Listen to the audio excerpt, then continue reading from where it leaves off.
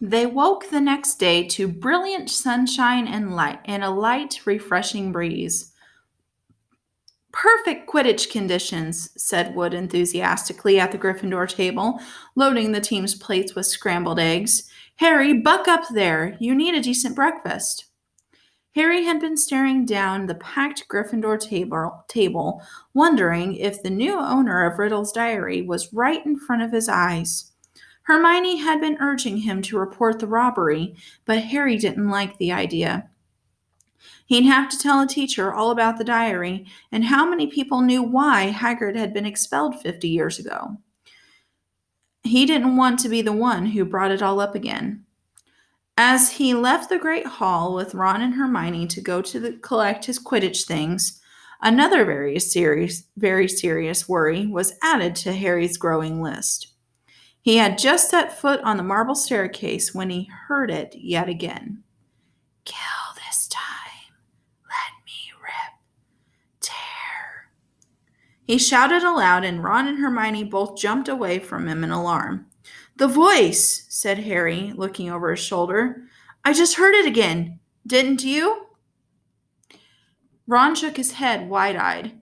Hermione, however, clapped a hand to her forehead. Harry, I think I've just understood something. I've got to go to the library. And she sprinted away up the stairs. What does she understand? Said Harry distractedly, looking around, trying to tell where the voice had come from. Loads more than I do, said Ron, shaking his head. But why's she got to go to the library? Because that's what Hermione does, said Ron, shrugging. When in doubt, go to the library. Harry stood, irresolute, trying to catch the voice again, but people were now emerging from the great hall behind him, talking loudly, exiting through the front doors on their way to the Quidditch pitch. You'd better get moving, said Ron. It's nearly 11. The match.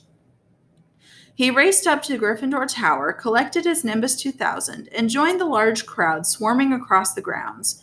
But his mind was still in the castle, along with the bodiless voice. And as he pulled on his scarlet robes in the locker room, his only comfort was that everyone was now outside to watch the game. The teams walked onto the field to tumultuous applause. Oliver Wood took off for a warm-up flight around the goalpost. Madam Hooch released the balls. The Hufflepuffs, who played in Canary Yellow, were standing in a huddle, having a last-minute discussion of tactics. Harry was just mounting his broom when Professor McGonagall came half marching, half running across the Quidditch pitch, carrying an enormous purple megaphone. Harry's heart dropped like a stone. This match has been canceled, Professor McGonagall called through the megaphone, addressing the packed stadium.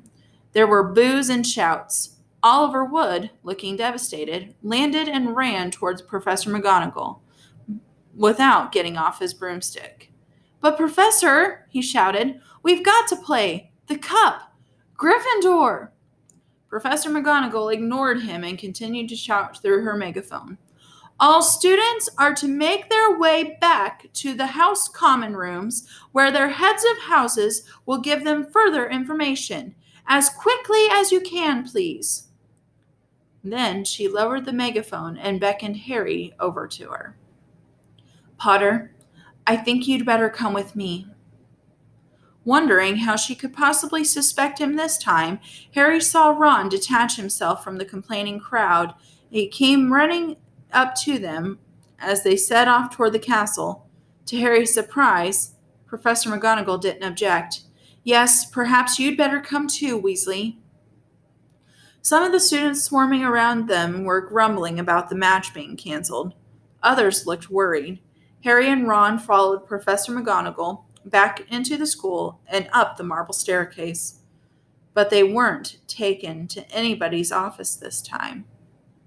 This will be a bit of a shock, said Professor McGonagall in a surprisingly gentle voice as they approached the infirmary. There has been another double attack. Harry's insides did a horrible somersault. Professor McGonagall pushed the door open, and he and Ron entered. Madame Pomfrey was bending over a fifth-year girl with long, curly hair. Harry recognized her as the Ravenclaw. They had accidentally asked for directions to the Slytherin common room. And on the bed next to her was Hermione, groaned Ron. Hermione lay utterly still, her eyes open and glassy. They found her near the library, said Professor McGonagall. I don't suppose either of you can explain this? It was on the floor next to them. She was holding up a small, circular mirror. Harry and Ron shook both of their heads, both staring at Hermione. I will escort you back to Gryffindor Tower, said Professor McGonagall heavily.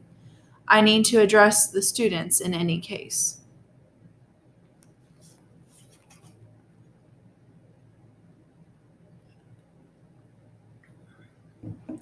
All students will return to their house common rooms by 6 o'clock in the evening.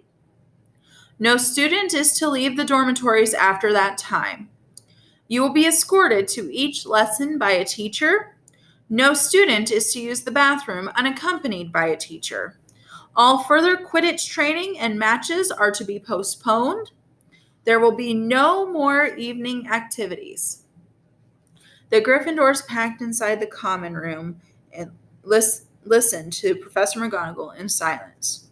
She rolled up the parchment from which she had been reading and said in a somewhat choked voice, I need hardly add that I have rarely been so distressed. It is likely that the school will be closed unless the culprit behind these attacks is caught. I would urge anyone who thinks they might know anything about them to come forward. She climbed somewhat awkwardly out of the portrait hole, and the Gryffindors began talking immediately. That's 2 Gryffindors down, not counting a Gryffindor ghost, 1 Ravenclaw, and 1 Hufflepuff, said the Weasley twins' friend, Lee Jordan, counting on his fingers. Haven't any of the teachers noticed that the Slytherins are all safe? Haven't any of the teachers noticed? I just read that sentence. Let's try that again. Haven't any of the teachers noticed that the Slytherins are all safe? Isn't it obvious that all this stuff is coming from Slytherin? The heir of Slytherin, the monster of Slytherin? Why don't they just chuck all the Slytherins out? He roared, to nods and scattered applause.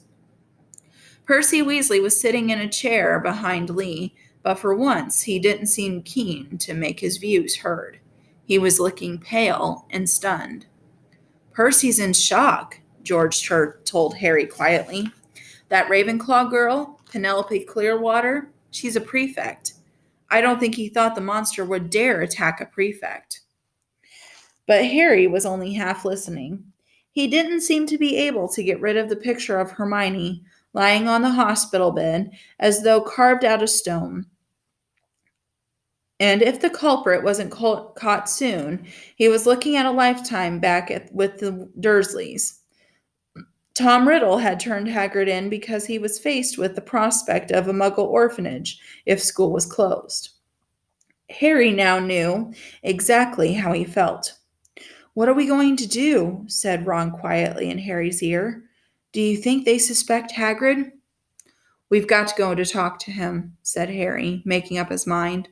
I can't believe it's him this time, but if he set the monster loose last time, he'll know how to get it inside. He'll know how to get inside the Chamber of Secrets, and that's a start. But McGonagall said we've got to stay in the tower unless we're in class. I think, said Harry, more quietly still, it's time to get my dad's old cloak out again.